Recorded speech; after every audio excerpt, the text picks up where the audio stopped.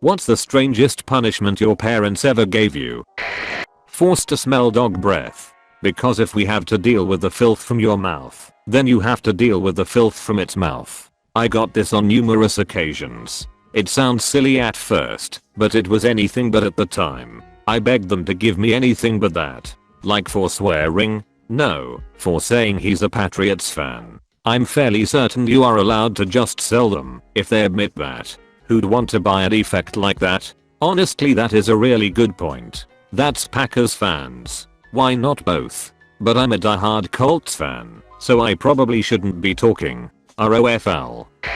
My mom always told me I would end up in prison. As punishment, she would make me sit in timeout under an office desk with a slap-back chair turned upside down on top so the back covered the opening like bars. Come dinner time, she fed me hard rolls and water, because that's what they serve in prison. I found out years later, while not good food, prison food is much better than hard rolls and water. So she was right all along? Chicken or the egg situation. Can you tell a 7-year-old is destined for prison? Or does telling them that's where they will end up nudge them in that direction? As a former middle school teacher, all kids are good kids, but it's already painfully obvious the trajectory they're on based on their home life and family and community expectations of them. I always wondered that. Like I felt like going around the classroom of my middle school classes, that I could sort of predict who would end up doing what. Some smart ones with no expectations would fizzle, and some dumb ones with high expectations would do well. Seems pretty accurate relative to what I've seen so far. I was deathly afraid of my basement, and the threat for not adhering to lights out time was being forced to sleep in the basement for the night. Anyway, I forget what I was doing, but I was up to no good one night, probably reading comic books with a flashlight or something. I got sent to sleep in the basement, and was pretty much up all night being super scared. It was threatened a lot, but I think it only actually happened once. I was a smart kid. My aunt tried once to threaten me that the boogeyman will take me to the basement if I don't behave and eat me. Huh, can you hear him roar? My for yo smart mouth, auntie, you know better, that's the boiler. She said I was super condescending, and that made her quit. Then one day she broke a wooden spoon whipping my ass, and I still tense up hearing the drawer clang open to this day. In a rather weird twist on your story, when my son was 5 we lived in a house with a basement that had horrible stairs and no railing. We were afraid he would fall and get hurt on the concrete floor, so he was forbidden to go down there. But it was also where the laundry hookup was, so I had to go down there all the time. Apparently he decided that if I was down there it had to be something cool, so he used to always try to break into the basement. One night I apparently forgot to lock the door. I get up in the morning and the 2 dozen oatmeal chocolate chip cookies I'd made the night before, they were for his kindergarten class, were gone. I follow the mess and find the empty bag at the bottom of the basement stairs with my son sitting there laughing at me. I lose my shit. I'm so pissed off and scared all at the same time. I haul him out of the basement and yell at him, and he laughs at me. So I give him a swat across the ass, and he still laughs at me. I grab the wooden spoon off out of the utensil holder on the counter, and I'm going to paddle his ass and he's not going to think this is so funny. G0D, damn it. Well, it was a cheap dollar store wooden spoon with a flaw in the wood grain of the handle. Didn't even get one good swat in, and the darn thing fell apart in my hands. And you guessed it, he laughed at me. I sat down in the middle of the kitchen floor and cried, and he apologized, and I felt so bad.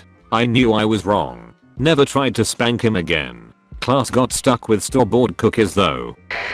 Dad made me splice together his old 8mm vacation films into a Vine-style highlight reel after I hurt his feelings by refusing to see Chef with him. Why did you refuse to watch it with him? And have you watched it with him since then? What did you think about his vacation films? Sounded like foodie porn. Watched years later and now I see where he got idea for punishment. Years later? Chef the Favreau movie? It only came out like a few years ago. Also, it's a really good movie for the record. Now that I've checked it did come out in 2014. Technically that's like 5 years, so fair play I suppose. Yeah, I thought that too, but the economic and political climate have aged us rapidly I suppose. The last 3 years have flown by. It's 2015 in my heart. I still vividly remember looking at the DVR one December to plan some recordings, seeing some of the future airings, and I thought to myself, wow, it's almost 2009. I wish it was 2015. I wish it was 1995. Not really a strange punishment, but it turned out strangely, I think. When I was probably 5 or 6, something happened. Literally can't remember what I did to deserve the punishment that caused my parents to send me to my room with no lights allowed on and the door closed. I'd never been able to sleep with the door closed and at least a light on in the hall or something till then. This time, I just went to sleep after a while in there with no lights, and that was the last time I needed lights on or the door open when I went to bed. Worked out well from my point of view, Wow, this kinda blew up over the weekend. I should say that I grew up during the late 60s when spanking was just a normal thing too. I don't remember ever actually getting spanked though. I dunno. My parents were never cruel to us when we were children. In fact, maybe I was just sent to my room and I just didn't turn on the light myself. Goodness knows I could have. The switch was on the inside of my room. I might have just pouted on my bed till I fell asleep and realized later that I didn't have the light on. It was around 50 years ago or so. I remember that it happened, but I don't remember the specific circumstances. Worked out well from their point of view too. As a dad with 2 little kids who still can't fall asleep without a million night lights keeping me awake, yeah, it was definitely a bigger win for the parents. Dude, get a sleep mask. I've been using one for the last few weeks, and I sleep so much better. Those things people wear in movies when they're on a plane or pillow ad. I don't think I could sleep with something attached to my face. I thought the same thing, but it's really a game changer. I didn't realize how often my sleep was interrupted by subtle changes in light at night. It's really worth a try. You tend to forget it's there pretty quickly. My parents routinely took away my library card when I did something worth punishing, so I memorized it. When they caught on, they refused to go to the library with me for the duration of my punishment. So I started volunteering at the library once a week, so they had to take me. What the f***? What's with these punishments where the parents aren't allowing their kid to read? For f***'s sake, just let kids read if they want. Make them do hella dishes or some shit. I get it. I read about 2 or 3 novels a day as a teenager, more on weekends. They didn't object to having a kid who read a lot, but they were a bit worried that I did very little else. So they didn't view restricting my reading time as a problem. Neither of my siblings got reading restrictions as a punishment, because both of them, while well read, weren't so obsessively single-minded about it. Also, I only got banned from reading when I was in trouble for neglecting to do something, usually my homework, in favor of reading. I basically never got into trouble for anything else though. That was me as a kid. All I did was read. My brother's punishment was restricted computer time. My sister's punishment was restricted TV time. My parents were at a loss with me because they couldn't take away my books, and I did nothing else. Of course, I was never really in trouble as a kid either, cause all I did was read. You're grounded from reading. Go out with your friends, and don't come back before midnight. And if I don't get a call at 2 AM to pick up your drunk ass, you are in trouble. When I was 10, mom would take my Northeast's games for a week. When I was 13, mom would take my SNES games for a week. When I was 16, mom would take my blank floppy disks for a week. I didn't explain the mistake to her until I moved out. When I was 16, I was gifted an old Pose comp from my grandparents when they upgraded.